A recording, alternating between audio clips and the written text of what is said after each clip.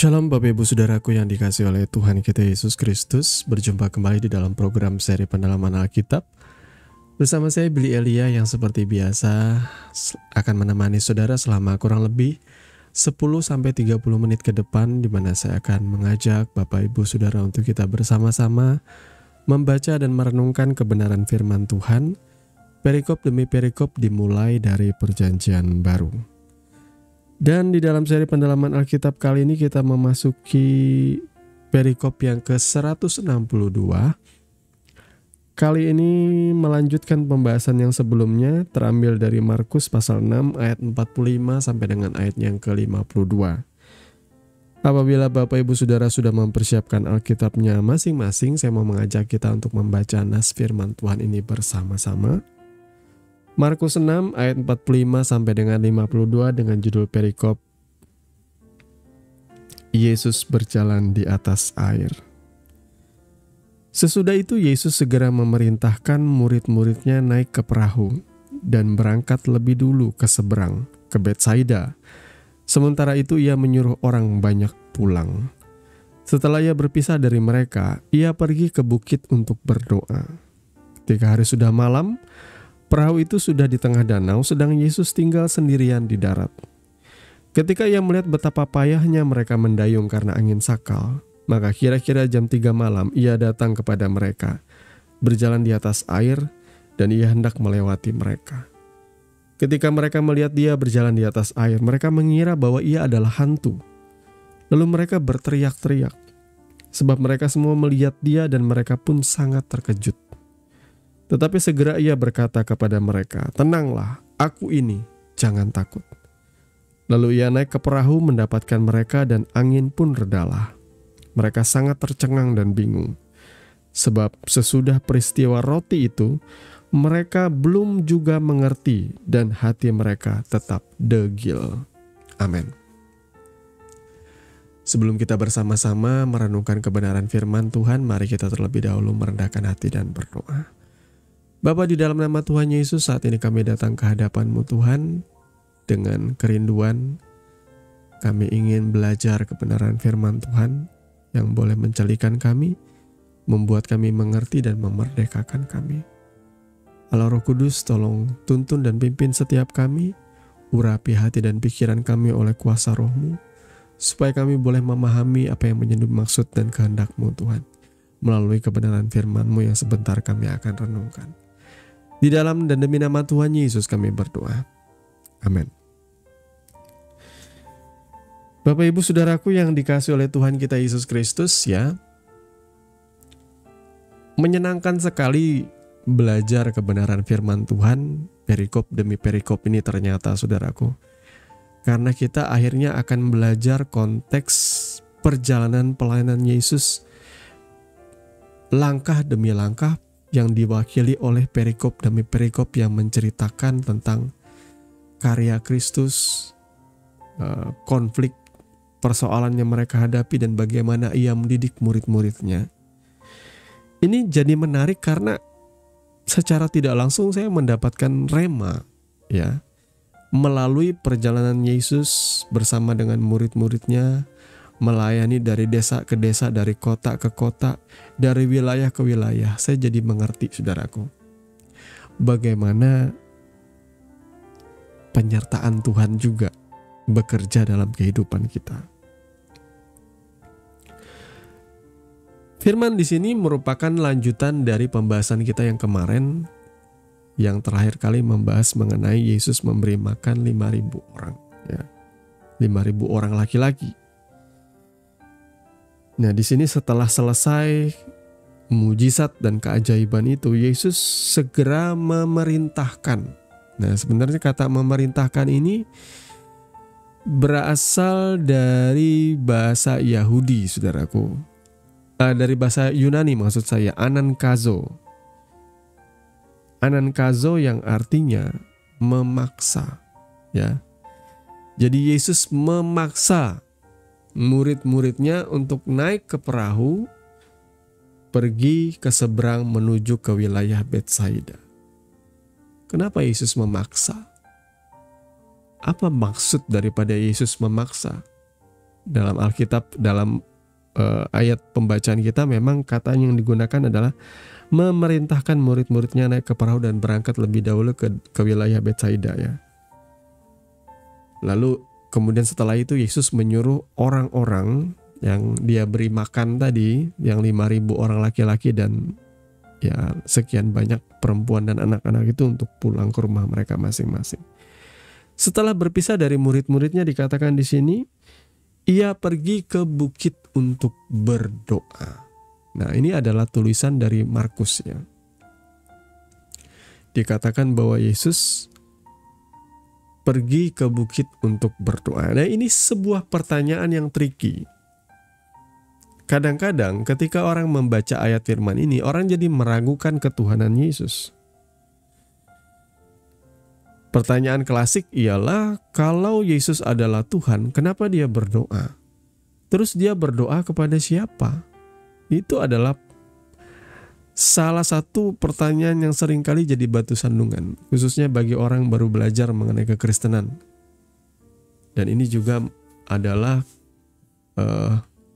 celah bagi orang-orang yang ingin menyerang kekristenan, saudaraku. Katanya Yesus Tuhan, kok dia berdoa? Namun yang perlu saudara pahami di sini ya, secara teologis ada yang namanya konsep Tritunggal. Rumusan konsep Tritunggal ini memang membingungkan. Saya pribadi lebih suka kepada konsep bahwa Tuhan itu esa. Ya, Alkitab jelas mengajarkan Shema Israel itu, dengarkanlah hai umat Israel, Tuhan Allah kita, Tuhan itu esa. Jadi esa itu kan cuma satu, saudaraku ya. Nah, Markus 6 itu bisa terbilang sebagai cerita perjalanan awal pelayanan Yesus bersama dengan murid-muridnya. Ada satu prinsip ilahi yang di sini yang saudara perlu ketahui, messianic secret. Pada mulanya Yesus melayani memang ia merahasiakan keberadaan dirinya, dia merahasiakan keilahiannya, dia menyembunyikan keajaiban kemahakuasaan karena ia tunduk sepenuhnya menjadi anak manusia. Saudara harus mengerti hal ini. Yesus itu betul-betul 100% menjadi anak manusia. Dia dilahirkan dalam daging, dalam segala kelemahan kita sebagai anak manusia. Tetapi pada kenyataannya, itu tidak lantas membuat ia berhenti menjadi Tuhan. Ketika ia berinkarnasi menjadi manusia, tidak lantas ia kemudian menjadi bukan Tuhan. Ia hanya mengambil kodrat manusia seutuhnya. Itu ada di dalam Filipi 2 ayat 6-8 ya. Sebagai manusia sejati, Yesus menghidupi ketaatan sempurna kepada Bapa. Ingat ya, konsep Bapa itu adalah Tuhan pencipta yang tidak kelihatan, yang tidak pernah orang melihat wajahnya. Tetapi Yesus berkata, kalau engkau melihat aku, engkau sedang melihat Bapa. Karena Yesus menjadi manusia. Ada messianic secret. Yesus tidak terang-terangan menyatakan dirinya. Dan memang kitab suci kita juga tidak semurah itu. Berkali-kali saya pernah berkata, kitab suci orang Kristen itu tidak semurah ini. Hai anakku, aku Yesus adalah Tuhan, sembahlah aku. Tidak semurah itu. Gak kayak gitu cara kerjanya, saudaraku ya. Gak kayak gitu kitab suci kita. Yesus merahasiakan. Ya, kemuliaan Tuhan ialah merahasiakan segala sesuatu. Kemuliaan raja-raja ialah menyelidiki segala sesuatu. Itu Alkitab tulis, saudaraku.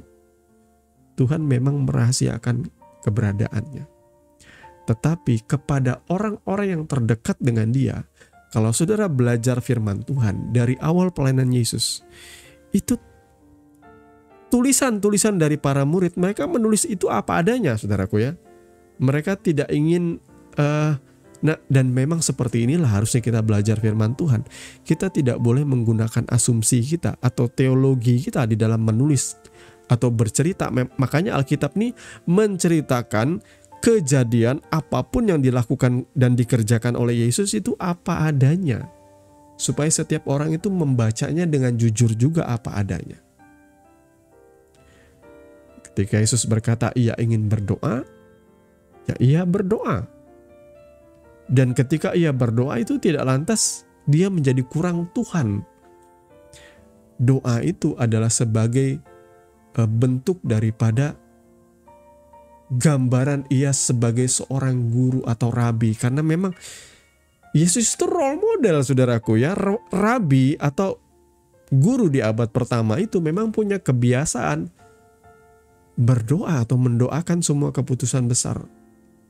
Dan Yesus juga sebagai rabi itu melakukan hal ini. Dia menjadi teladan bagi murid-muridnya. Dalam tradisi Yahudi, doa adalah tanda hormat dan kesatuan dengan Tuhan. Yesus sebagai anak manusia dalam hal ini menunjukkan bahwa misinya itu bukan agenda pribadi, melainkan sejalan penuh dengan kehendak Bapa. Ya, dia menggunakan bahasa yang dimengerti oleh manusia. Aku ingin berdoa, tetapi saudara tidak pernah tahu di dalam doa apa yang Yesus kerjakan. Saudara tidak pernah tahu bahwa kemuliaan, kebesaran, kemahakuasaan Tuhan itu bagaimana di dalam Tritunggal itu. Yesus dan Bapa adalah satu dan mereka menjalankan, saya sebut mereka karena konsep Tritunggal itu menjalankan misi ini harus saling satu dengan yang lain. Yesus berkata, aku akan menyertai engkau sampai kepada akhir zaman. Faktanya, Yesus terangkat ke surga. Bagaimana Yesus menyertai kita sampai akhir zaman? Apakah Yesus berbohong?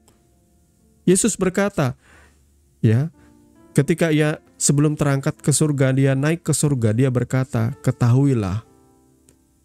Setelah ia menyampaikan amanat agung, dia berkata, ketahuilah, aku akan menyertai engkau senantiasa sampai kepada akhir zaman.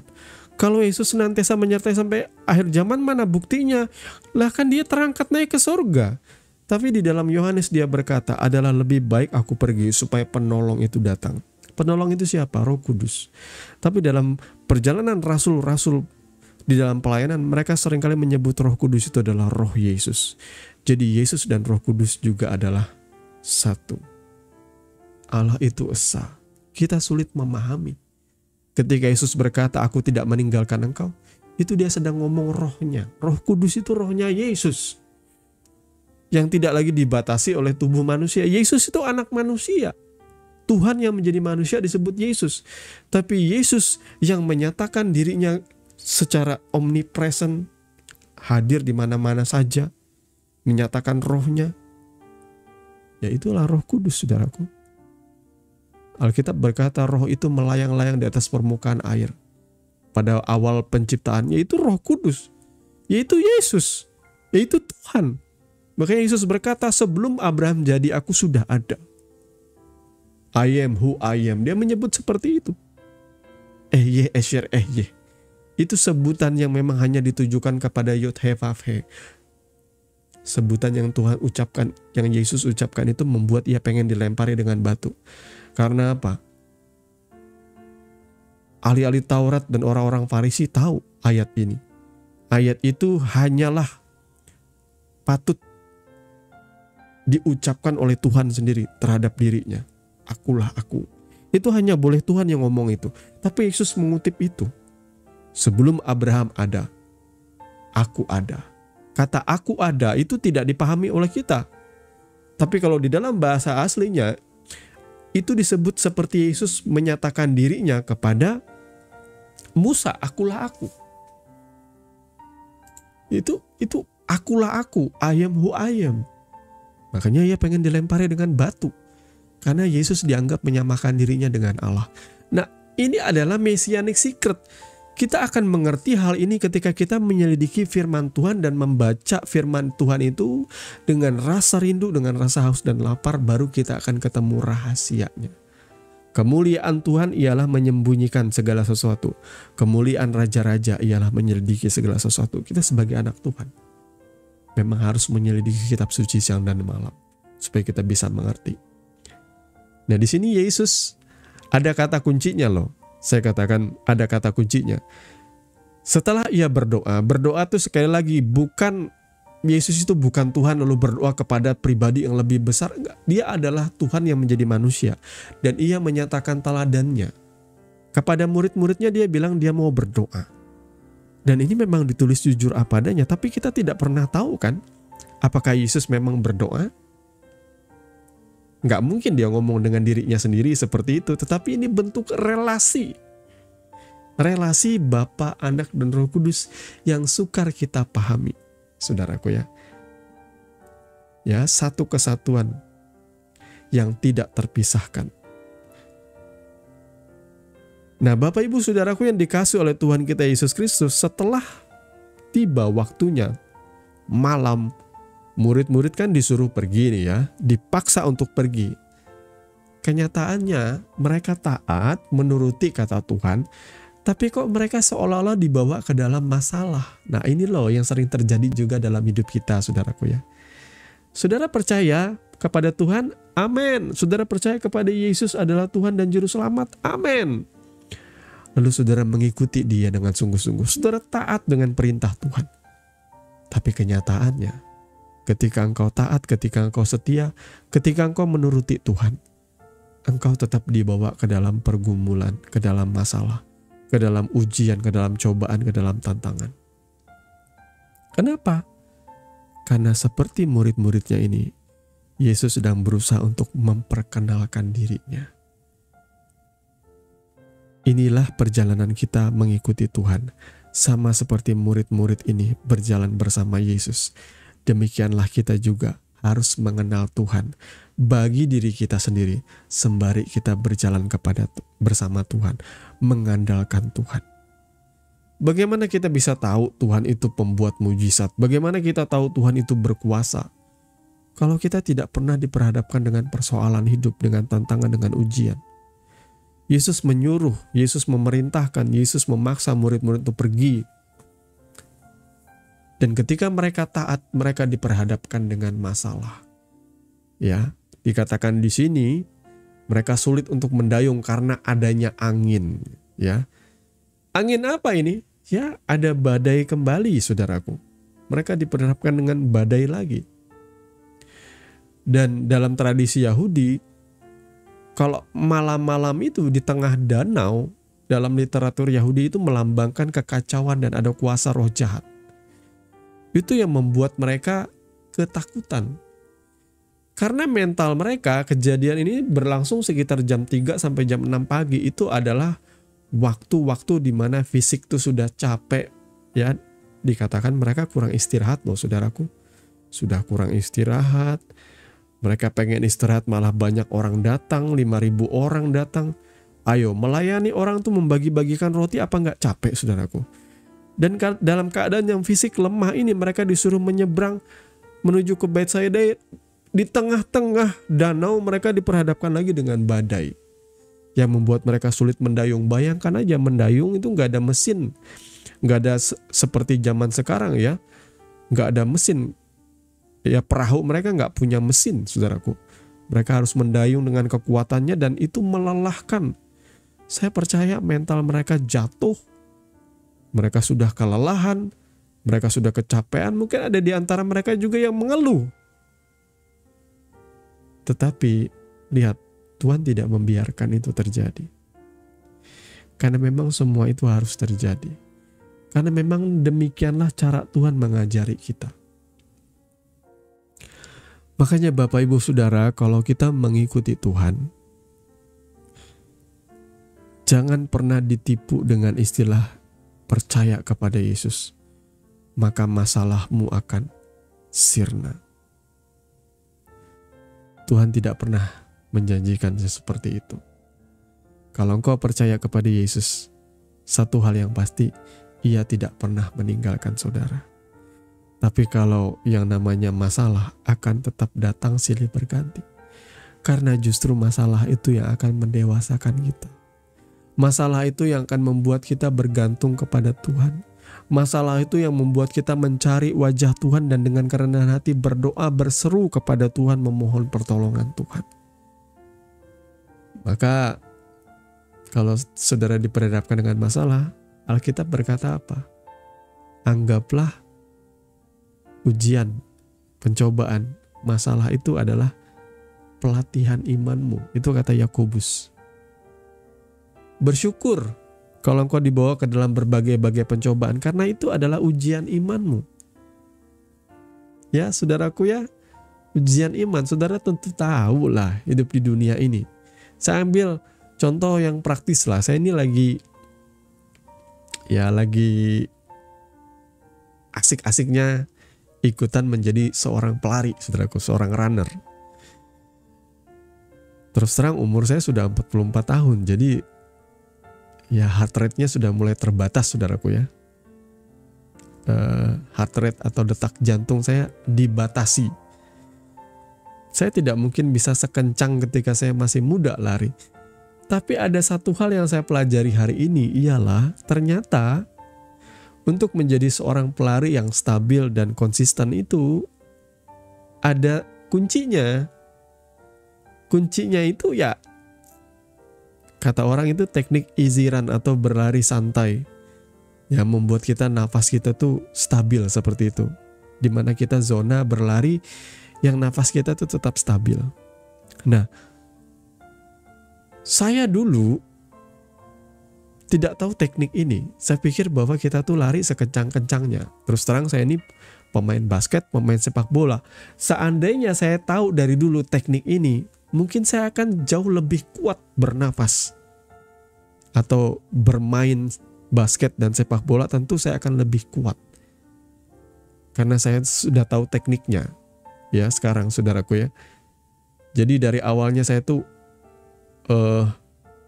berusaha untuk berlari dengan pace rendah.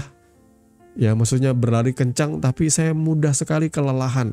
Bahkan pusing, bahkan detak jantung saya kencang, saudaraku ya. Tapi ternyata itu semua bisa dilatih ya. Dan latihan itu harus rutin, harus konsisten. Semakin rutin, semakin konsisten, ternyata jantung kita beradaptasi. Paru-paru kita, kemampuan kita untuk menyimpan oksigen juga beradaptasi. Tubuh kita beradaptasi.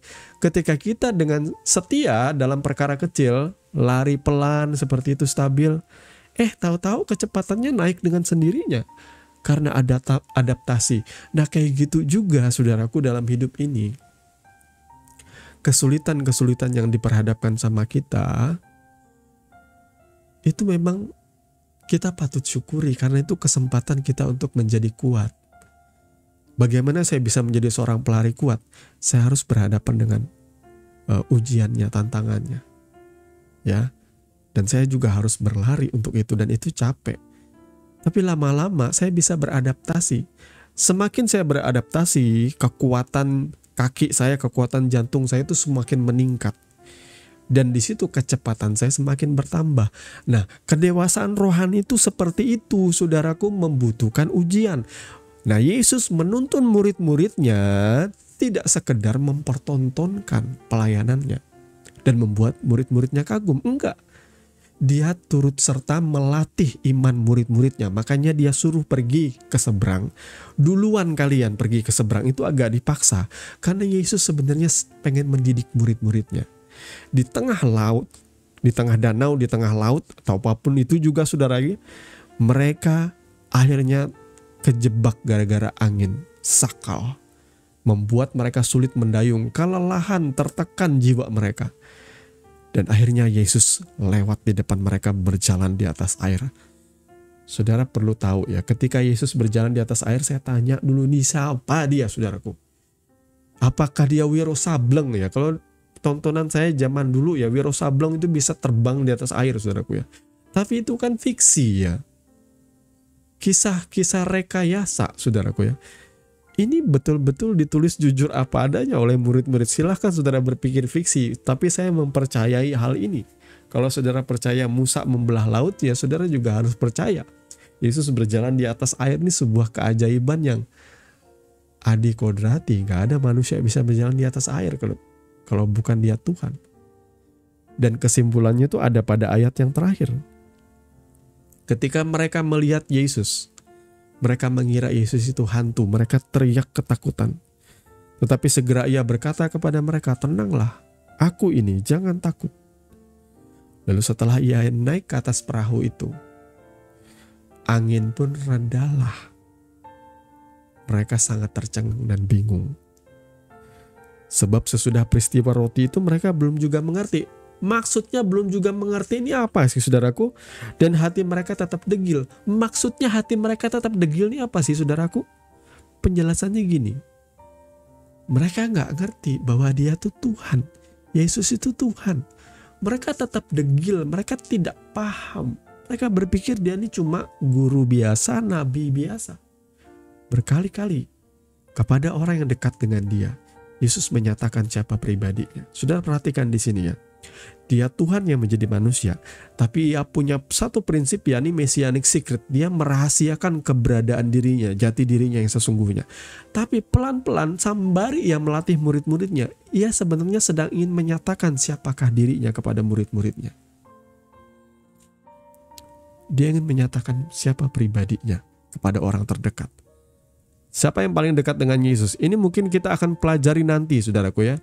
Bukan mungkin, pasti kita pelajari nanti. Saudara tentu pernah baca kepada 3 yang terdekat dengan Yesus, ya, Petrus, Yohanes, dan Yakobus. Yesus menyatakan perubahan wujudnya di atas gunung. Dia berubah rupa. Dia tidak seperti manusia. Dia menyilaukan dan dia berbicara kepada Musa dan Elia di atas gunung itu. Sampai-sampai membuat Petrus ingin membuat tenda bagi mereka. Siapa yang bisa menghadirkan 2 tokoh besar sepanjang masa orang Yahudi ini? Bahkan berubah rupa kalau dia bukan Tuhan, saudaraku. Jadi kepada orang yang dekat dengan dia, Yesus menyatakan dirinya. Demikian juga saudara dan saya. Saudara bisa jadi orang Kristen. Saudara jadi orang percaya bahwa Yesus adalah Tuhan. Tapi pernahkah saudara mengalami perjalanan bersama Tuhan di mana ia memperkenalkan dirinya kepada saudara sehingga ia menunjukkan siapakah dirinya? Betulkah ia Tuhan? Dia rindu menyatakan dirinya kepada saya dan saudara. Oleh sebab itu ini kesimpulannya. Yesus sampai berjalan di atas air loh untuk menunjukkan siapa dirinya. Karena murid-muridnya degil. Siapa yang bisa membuat 5 roti dan 2 ikan itu bisa mencukupkan makan 5.000 laki-laki, belum termasuk perempuan dan anak-anak, dan tersisa 12 bakul. Mereka tetap degil, tidak mengenal siapa Tuhan. Tapi ya sudahlah, memang Alkitab ini ditulis jujur apa adanya. Karena ini baru perjalanan awal-awal Yesus melatih murid-muridnya. Kelak mereka akan tahu bahwa Yesus adalah Tuhan. Dan sembari kita membaca perikop demi perikop ini, saya percaya juga iman kita akan tumbuh, pemahaman kita akan tumbuh. Tuhan kiranya memberkati kebenaran firman-Nya dan mari kita sama-sama berdoa. Terima kasih Bapa untuk kebenaran firman Tuhan yang sudah mengajar dan mendidik kami di saat ini. Kami bersyukur karena Kau berbicara dan menyatakan isi hati-Mu. Tuhan tolong supaya kami boleh menangkap apa yang menjadi maksud dari kebenaran firman-Mu dan kami boleh menyimpan firman ini menjadi satu renungan kami, kekuatan juga di dalam saat teduh kami Tuhan. Terima kasih Bapa, biarlah roh pengenalan dan takut akan Tuhan memenuhi hati dan pikiran kami senantiasa. Diberkatilah setiap orang yang merendahkan hati dan mau dengar-dengaran akan kebenaran firman Tuhan. Siapa yang bertelinga, hendaklah ia mendengar dan taat kepada apa yang firman Tuhan katakan. Terpujilah nama-Mu Bapa kekal selama-lamanya. Di dalam nama Tuhan Yesus kami berdoa. Haleluya. Amin. Terima kasih sudah mengikuti seri pendalaman Alkitab hari ini. Biarlah kebenaran firman Tuhan terus menuntun langkah kita, menerangi hati kita, dan membentuk hidup kita menjadi serupa dengan Kristus. Sampai jumpa di episode berikutnya, di mana kita akan terus menggali kedalaman firman yang hidup dan berkuasa. Tuhan Yesus memberkati. Dan jangan lupa, hidup dalam firman dan firman dalam hidupmu. Shalom.